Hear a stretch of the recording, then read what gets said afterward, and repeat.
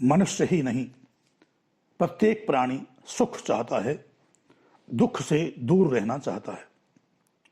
बस फर्क इतना है कि मनुष्य के पास बुद्धि होती है, मनुष्य अपने बुद्धि के सदुपयोग से सुख प्राप्त कर सकता है, परंतु अन्य प्राणियों के पास इतनी बुद्धि नहीं होती जिससे वो सुख की स्थितियां पैदा कर सकें।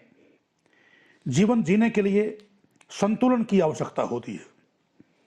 संतुलन बिगाड़ने के लिए मनुष्य के सामने अनेक प्रकार की परिस्थितियां प्रतिदिन आती हैं। अनुकूल परिस्थितियां सौभाग्य या सुख के प्रतीक हैं। भाग्य अनुकूल है तो परिस्थितियां भी अनुकूल हैं। यदि भाग्य प्रतिकूल है तो परिस्थितियां भी प्रतिकूल होकर मनुष्य को विचलित और अस्थिर कर देती हैं। भाग्य भी स्वयं मनुष्य के ही द्वारा किए जाने वाले कर्मों से बनता है।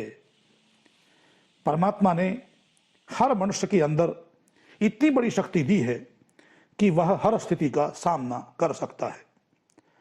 आंसू बहाने से दुख कभी कम नहीं होता। यदि रो रो कर मनुष्य के दुख दूर हो जाएं तो यह सरल है, परंतु रोते रहने से कोई दुख नहीं भागता और कोई भी प्रतिकूल परिस्थिति भी रोते रहने से दूर नहीं होती। उसका सामना करना पड़ता है, उसका समाधान निकालना पड़ता है। हर स्थिति और परिस्थिति के लिए अपने अंदर की शक्ति और संतुलन को ठीक करने की आवश्यकता है।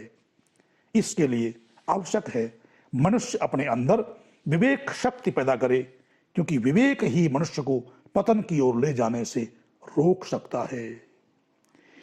जीवन में विवेक शक्ति की प्राप्ति के लिए परमपिता परमात्मा से, भगवान से प्रार्थना करनी चाहिए।